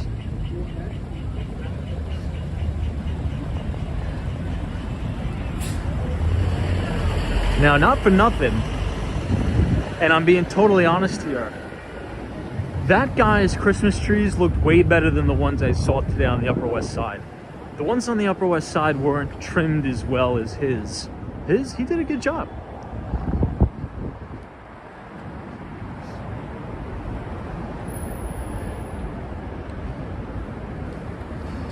Okay, now here's going to be the Walks on Wall Street question of the night. You guys ready?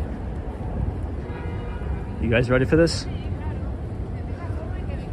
Out of everybody in the chat, be honest, who here puts up a real Christmas tree every year as opposed to a fake Christmas tree? Let's try to see the ratio of real to fake.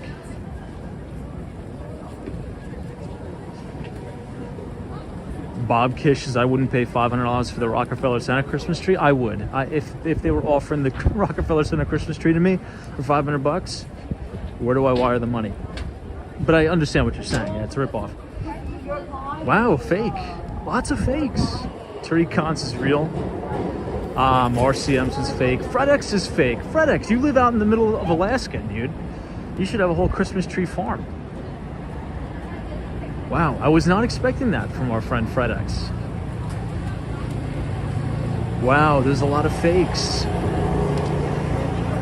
I was not expecting that. Well, Florida's like, yeah, I got a fake tree in my condo.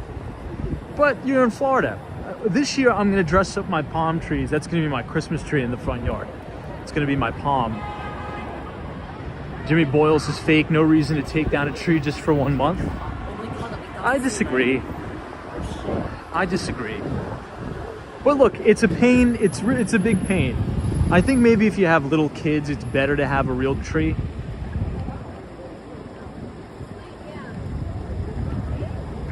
DG, this is a Charlie Brown tree, really? Yeah, FredEx says it's cold out there. That's true.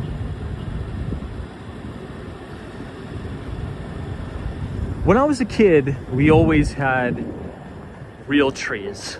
But now that I'm an adult, look at all this garbage. Real trees are a lot of work. Real trees are a lot of work.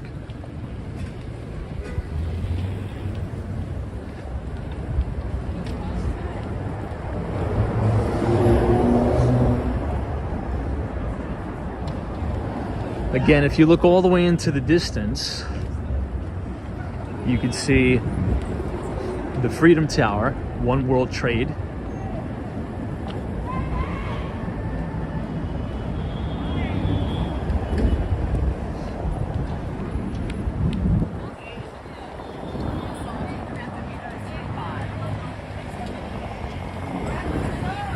Tiff says I have a poll just for Festivus. Ha! That's funny. Now, Tiff, tomorrow I will be in Red Hook, Brooklyn. I will be there from 1 o'clock to 3 o'clock. We'll be hosting our open house. And speaking of trees, we have to decorate the building, or one of the penthouses. So penthouse 3A, that we're going to bring to market pretty soon, we're staging it for the holidays. So we're gonna have a Christmas tree in the window.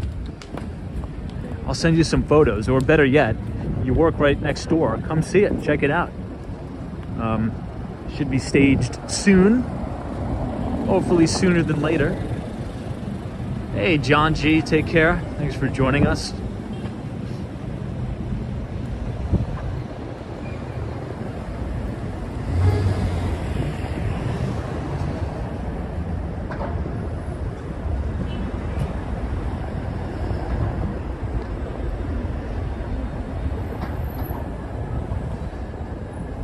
Brad's brain says, remember the rule, Christmas trees stay up till Elvis's birthday on January 8th.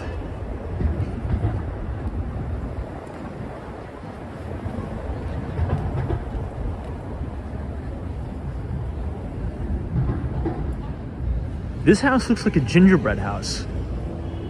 Is that just me? You guys agree, disagree? This looks like a gingerbread house here.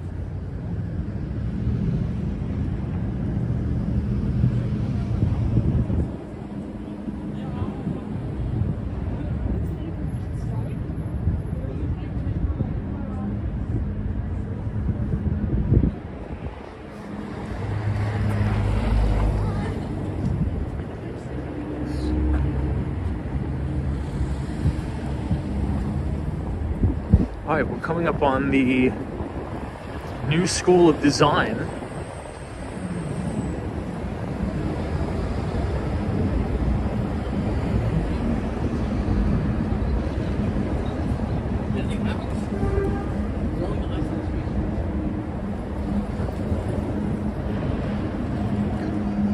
Kristen asks, the tree comes down right after New Year's. Well, you at least have to leave it up for the 12 days of Christmas, right? You gotta at least struggle it out till then. This is the Bed Bath & Beyond. Really nice architecture.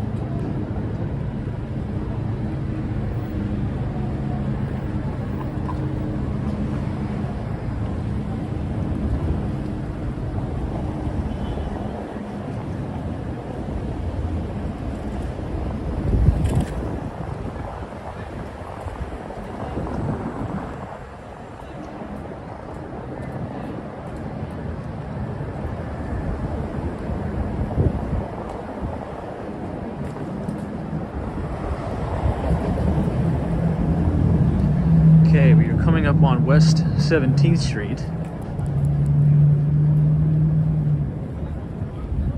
It's another one of the weed shops.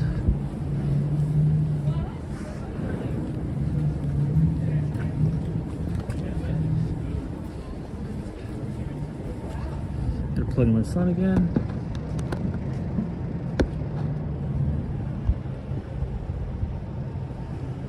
Great view of the Empire State Building.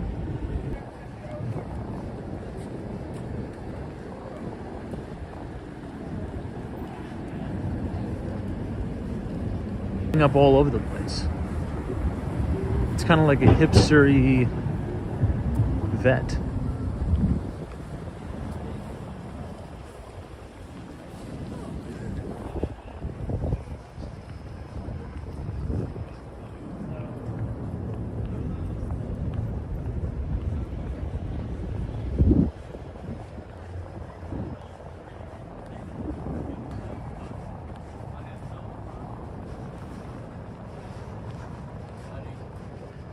Okay, we're coming up on 14th Street.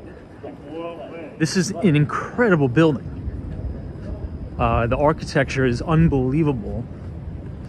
You'll see what I mean in just a minute.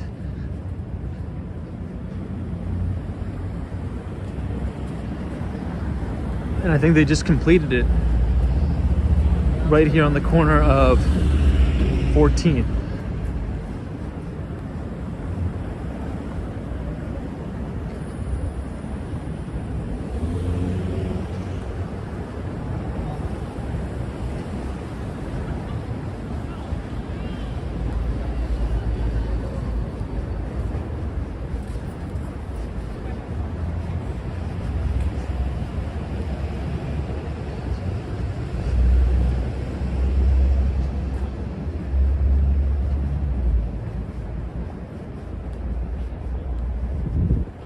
Look at this thing.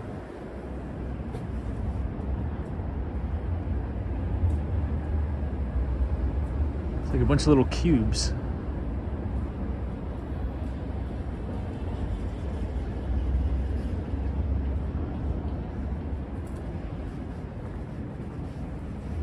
It's right at the L train station at 14th Street.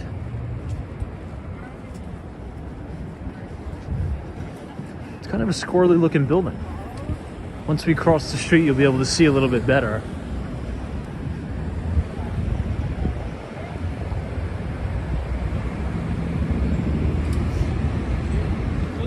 So this is on the corner of 14th Street and 6th. What do you guys think? I feel like it's a little bit, I don't know. The windows are almost too big to be on this busy of a street. I feel like you're gonna have so many people looking into your apartment. I don't know, doesn't it feel like that? I mean, I like the design, I think it looks cool, but it probably has amazing views of the Empire State Building and the World Trade Center. But I feel as if 14th Street's just a very, very busy street. A lot of crosstown traffic, right?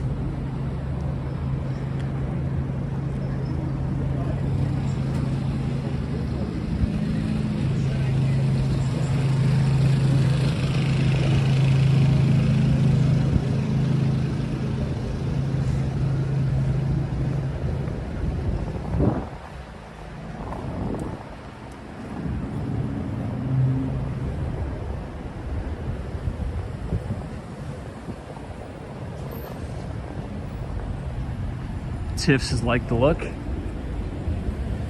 Here's a better shot from the other side. Hey Williams, Tom, a little help with the tax on your new code. Enjoy. Thank you, William, for your very generous $10 donation. Appreciate you very, very much. All right, Ralphie Yee, you are gonna go away for that. I think from this angle it looks maybe a little bit better.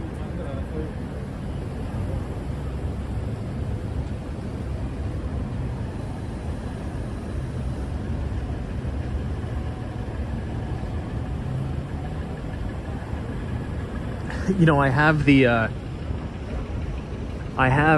order to be able to type in the chat, I set it to where you need to be subscribed to the channel for, I think it's 5 minutes or 10 minutes. Like, so if somebody like types something crazy, like weird, like that guy did in the chat, like, you know, that is a top tier derelict, like sociopath. Like, I'm gonna wait 5 minutes to type, you know, something like so bizarre in the chat. There's a lot of freaks out there.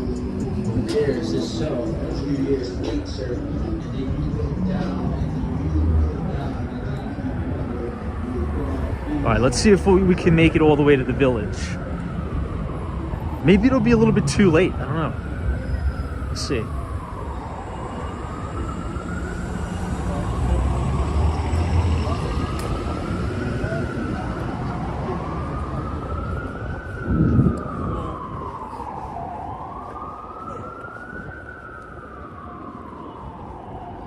Wow, it's actually really peaceful in this neighborhood, particularly the further down you go.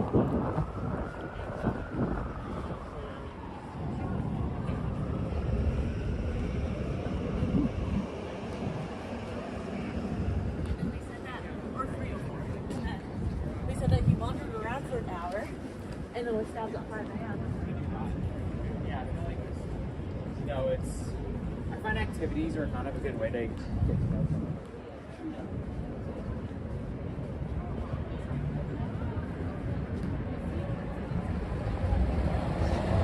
All right, a couple more blocks.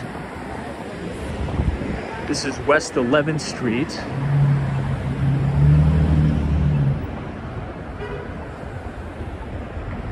Cooking, says Tom, do you wear a pea coat? I don't. I used to have one.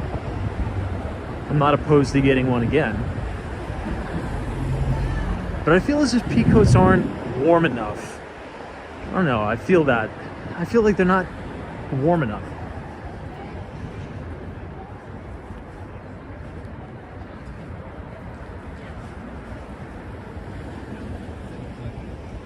Hey, Deborah S., good to see you. Thanks for joining.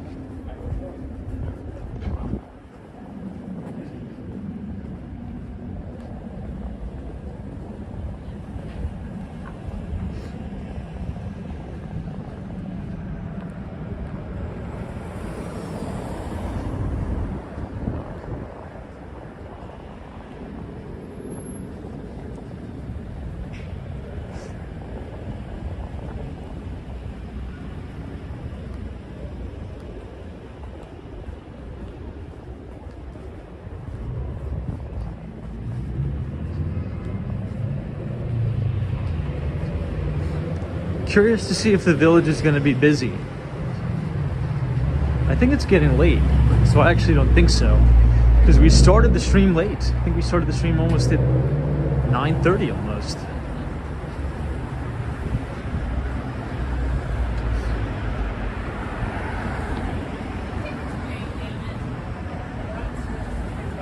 Hey, DGs, says hello from Stockton, California. Welcome to New York City. Good to see you.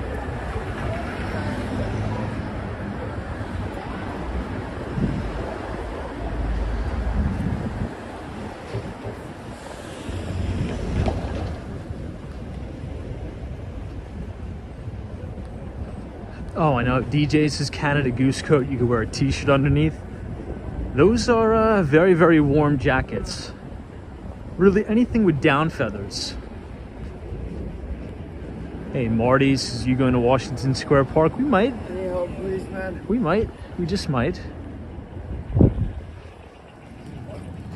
Hey, Robert Parker, thank you so much for your very generous $10 donations. Says, hey, Tom, happy Thanksgiving. Happy Thanksgiving to you too, Robert. Hope you had a wonderful day with your family and your friends. Appreciate you supporting the stream as we make our way to Waverly Place.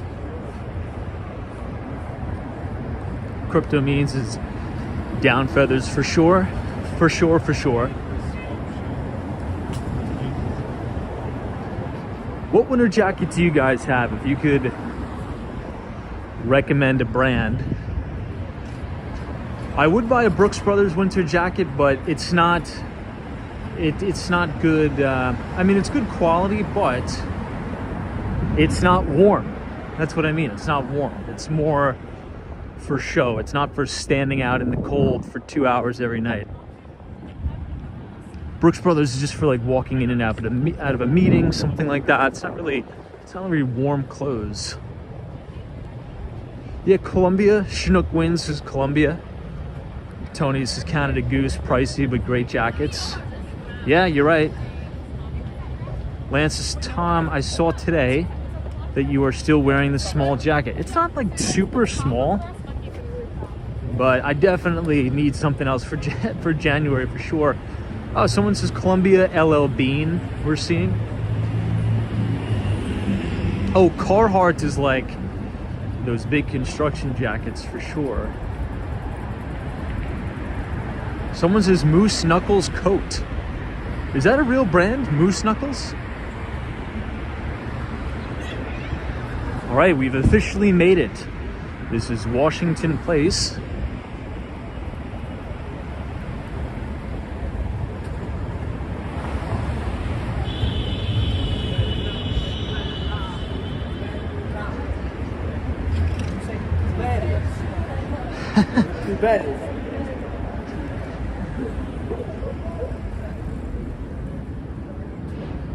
Someone says I got mine from Banana Republic. Banana Republic has good clothes. They have really good clothes. I always get socks from Banana Republic for Christmas for whatever reason. But yeah, I like Banana Republic. They have good stuff. Jose says Madison Creek Outfitters. Wow, Ali Star says, yep, Moose Knuckles is legit. I will check that out. Thank you for that. Look at this Tesla taxi here. Look at this.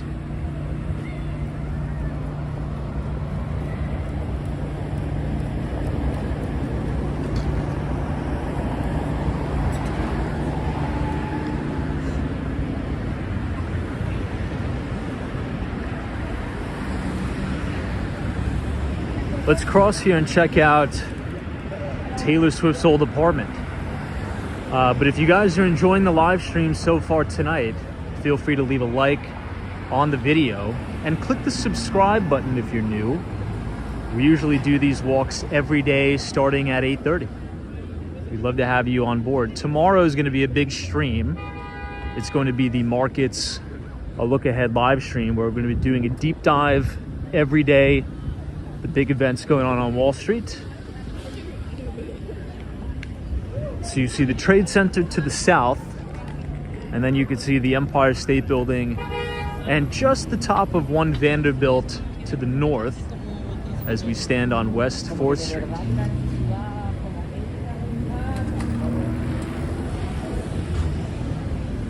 Tao says, Tom, are you a Swiftie?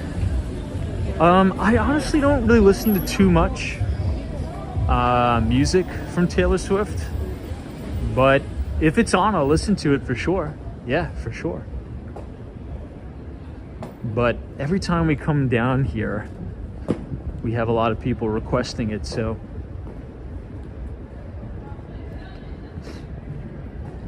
But yeah, I think, to sort of shift the gears on a financial aspect, I think she was the first person ever to gross $1 billion from a tour, which is unbelievably crazy if you think about that.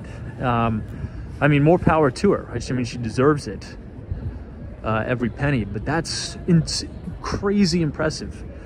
$1 billion, grossing $1 billion from a tour. It's insane. It's incredible. I think by the end of her career, she'll probably be a multi-billionaire for sure. This is her old apartment.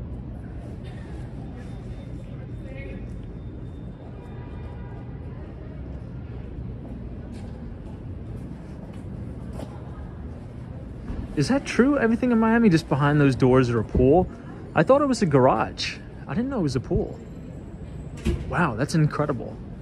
For some reason, I thought this just opens up and it's like kind of a garage / living room.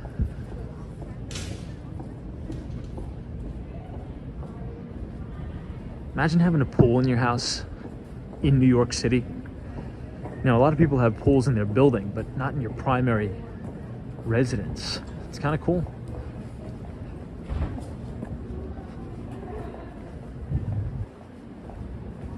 It's actually kind of a quiet night.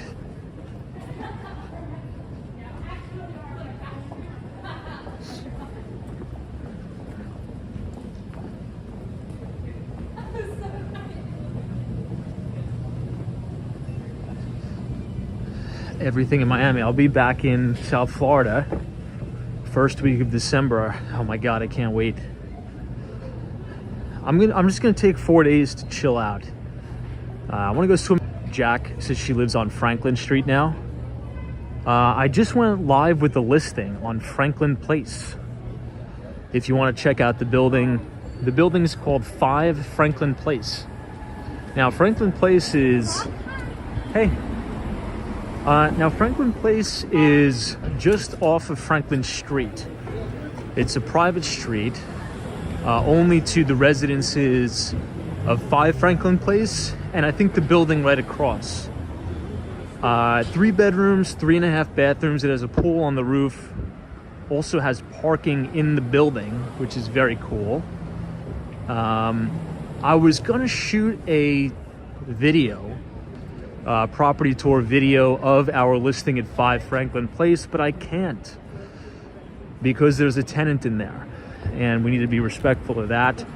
And they have a very young child, so unfortunately there will be no video of that.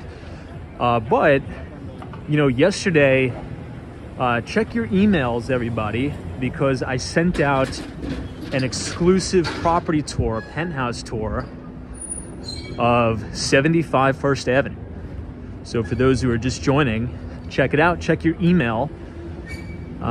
It's an amazing place. 3 bedrooms, 3 bathrooms, about 1,700 square feet of interior space, 1,100 square feet of exterior space.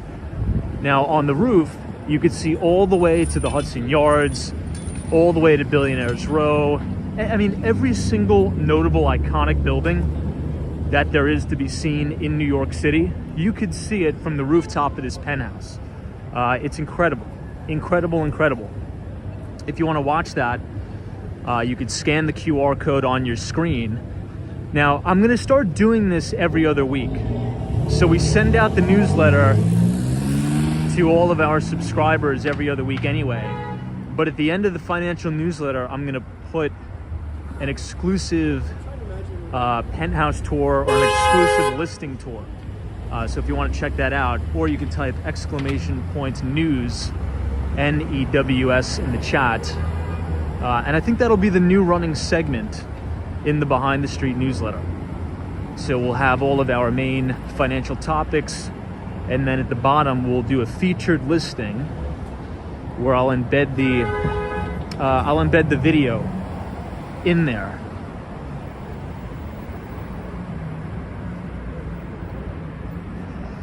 But everybody, I think this is a good place to leave it off. I'm wishing everybody a very happy Thanksgiving weekend, I should say. We will be back here tomorrow live from New York City. So if you enjoyed the live stream tonight, feel free to subscribe to the channel, hit the like button, and I will see you all tomorrow. So fascinating. Thank you so much for joining the AUS Fly Girl. Everything in Miami, I appreciate you. Fascinating. Larry Van D, Estelle, Travel Mista, Ali Star, Karina Thompson, Hawaii, Sam, Unij23, Theo, appreciate you. Have a good night. Chris Mills, Joseph Hardaway. Again, everybody, I will see you all right back here in New York City live tomorrow at 8:30. Enjoy your Sunday. Take care.